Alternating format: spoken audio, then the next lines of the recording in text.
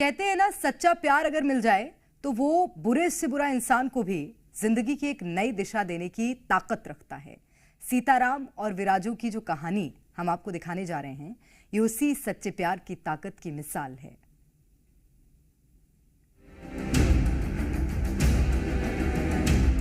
मेरा भाई भी विश्वास नहीं कर रहा था कि वो जिंदा है। बस देखी नहीं थी, मतलब नाम से बस जान रही थी कि वो सीताराम है। जहाँ भी रहेंगे साथ में रहेंगे और मरेंगे भी तो साथ में हम लोग मरेंगे।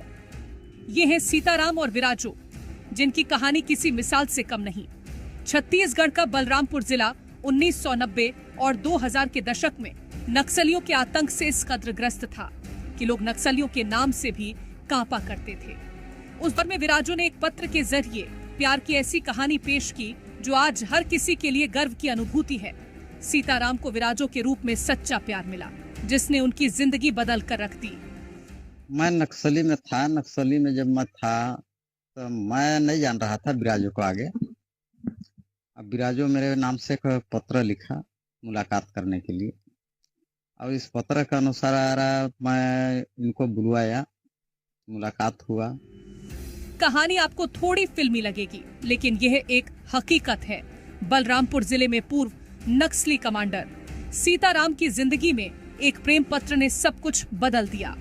मैं उनको बहुत समझाई कि नक्सली क्यों बने हैं और किस कारण से बने हैं, मतलब तो बताने लगे कि मेरा घर का स्थिति में बहुत खराब था, इसलिए मैं नक्सली बना हूँ। तो मैं समझाने लगी कि इस नक्सली काम को छोड़िए, मैं आपको बहुत जिंदगी भर के लिए साथ दूंगा हमेशा। ये कहानी उस दौर की है जब शाम ढलते ही एरिया कमांडर सीताराम के नाम से जिले में सन्नाटा छा जाता था। एक तरफ सीताराम की दहशत थी और दूसरी तरफ विराजू का प्रेम था, और जब दोनों ने साथ आने का फैसला लिया तो ये कदम आसान नहीं था। जब मेरे को नक्सली छुड़वाया, मेरे को साथे रहने के शपथ भी लिया कि मर जाएंगे चाहे जी जाएंगे, हम लोग बाहर चले जाते हैं। मेरे पास पैसा था, किंतु नक्सली का पैसा था। तो मैं बताया इसको कि मेरे पास पैसा नहीं है। पैसा है भी फिर मेरे पास 14 लाख रुपया उस दिन का था, किंतु मैं को यह है नक्सली का पैसा। इस पैसा को अगर हम लोग लेके भागते हैं तो मेरा भाई बंधु बाल बच्चा है सबका नक्सली वो जिंदा जिंदा जला देंगे। ये बोली कि नहीं, मैं आपको पैसा दूंगा, मैं आपको साथ में लेके जाऊंगा। विराजू ने सीताराम को कभी देखा नहीं था, बस उसके दहशत के चर्चे सुने थे और उससे इम्प्रेस होकर सीताराम से मिलने का मन बनाया था। इस प्यार और अडिग विश्वास की मुलाकात ने सारी कसौटियों पार कर ली। सीताराम नक्सलवाद छोड़कर असम में जाकर एक साधारण जीवन बिताने लगा। इस दौरान दोनों के 2 बच्चे भी हुए। कई साल असम में रहने के बाद कोरोना काल में सीताराम अपने परिवार के पास वापस लौटा और पुलिस के सामने आत्मसमर्पण किया। तो घर के पूरा बाल बच्चा को, भाई को भी याद आने लगा था, पिताजी को, माँ को।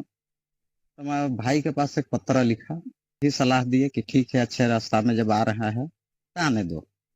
और मेरे को बुलवाया। बुलवाने के बाद फिर मेरे को 2021 को 26 फरवरी को मेरे को आत्मसमर्पण करवाया। करीब 1.5 साल तक जेल में रहने के बाद अब वह जमानत पर बाहर आकर अपने घर परिवार के साथ रह रहा है और अपने दोनों बच्चों का भविष्य बनाने में जुटा हुआ है।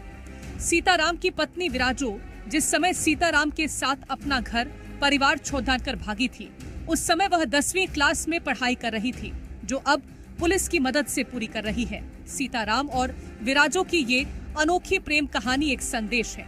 अडिग हिम्मत, सच्चा साथ और प्यार किसी भी बड़ी से बड़ी बुराई को मिटा सकता है। ब्यूरो रिपोर्ट, जी मीडिया।